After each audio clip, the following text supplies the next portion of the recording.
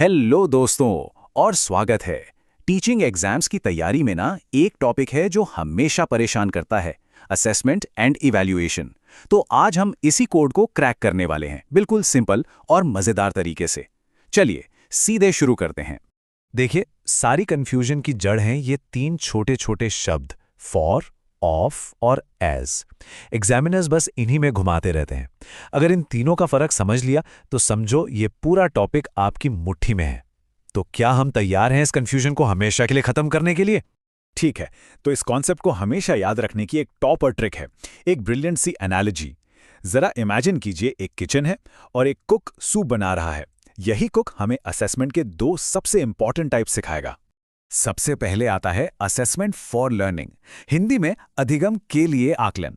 इसका मेन मकसद जज करना बिल्कुल नहीं है, बल्कि इंप्रूव करना है। यह हमेशा टीचिंग लर्निंग प्रोसेस के दौरान होता है। जैसे टीचर चैप्टर के बीच में एक छोटा सा क्लास टेस्ट ले लेते हैं, ये देखने के लिए कि सबको समझ आ रहा है या नहीं। इसे फॉर्मेटिव असेसमेंट या एफएबी कहते हैं। अब देखिए ये हमारी एनालॉजी में कितना आराम से फिट होता है। जैसे कुक सूप बनाते वक्त उसे चखता है, ये देखने के लिए कि नमक ठीक है या नहीं, वैसे ही टीचर पढ़ाते हुए बच्चों का असेसमेंट करता है। मकसद है फीडबैक देकर लर्निंग को और बेहतर बनाना। यहां चेंज अभी भी पॉसिबल है। अब आता है असेसमेंट ऑफ लर्निंग, यानी अधिगम का आकलन। ये कहानी के एंड में होता है, किसी यूनिट, टर्म या साल के बिल्कुल आखिर में, जैसे अपने फाइनल एग्जाम्स। इसका मकसद सुधार करना नहीं, बल्कि जज करना है, ग्रेड देना, मार्क्स देना, पास या फेल का फैसला सुनाना। इसे समेटिव असेसमेंट या ऐसे कहते हैं। और हमारी एनालॉजी में ये वो सिचुएशन है जब सूप मेहमानों को सर्व कर दिया गया है।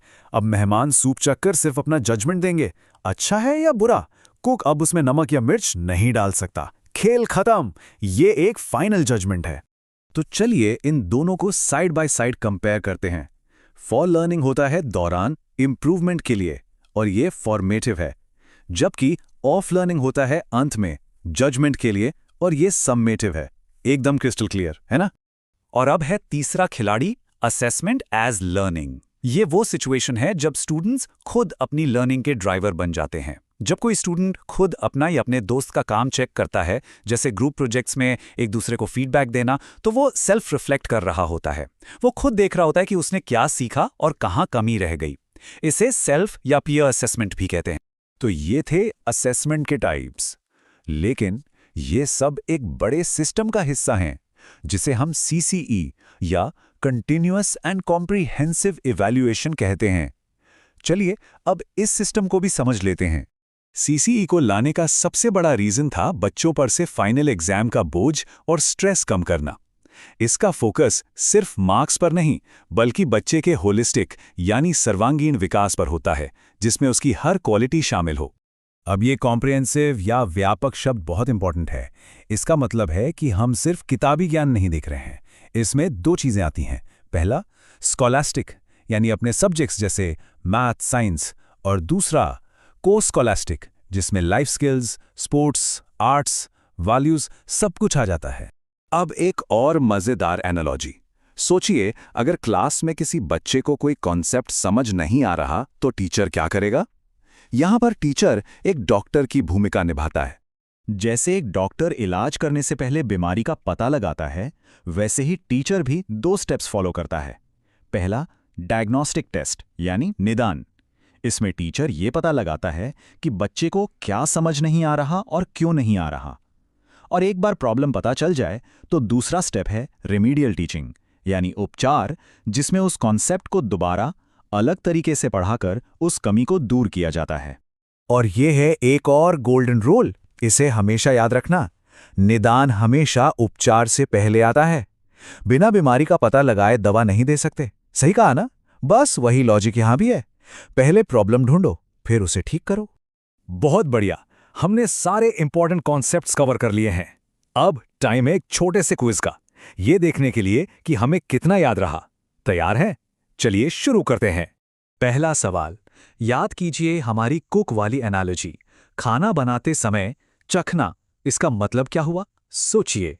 दूसरा सवाल, यहां स्टूडेंट खुद अपनी कॉपी चेक कर रहा है। ये किस टाइप का असेसमेंट है? FOR, OF या AS? तीसरा सवाल CCE से जुड़ा है। व्यापक या कॉम्प्रिहेंसिव का मतलब क्या था? क्या सिर्फ सब्जेक्ट्स या कुछ और भी था? चौथा सवाल, डॉक्टर वाली एनालॉजी याद है? सही सीक्वेंस क्या है, निदान पहले या उपचार पहले? और ये रहा आखिरी सवाल, फाइनल बोर्ड एग्जाम्स ये किस चीज का क्लासिक एग्जाम्पल हैं? ये सुधार के लिए होते हैं या फाइनल जजमेंट के लिए? और ये रहे आंसर्स। उम्मीद है सबके जवाब सही होंगे। देखिए, फॉर लर्निंग में सुधार की गुंजाइश होती है, इसलिए कुक वाला एग्जाम्पल उसमें फिट बैठता है। स्टूडेंट की self checking assessment as learning है। व्यापक का मतलब है एकेडमिक और नॉन एकेडमिक दोनों। और हाँ, निदान हमेशा उपचार से पहले आता है। फाइनल बोर्ड एग्जाम एक जजमेंट है, इसलिए वो असेसमेंट ऑफ लर्निंग है। अब अगली बार जब ये सवाल आएंगे तो डर नहीं लगेगा, है ना?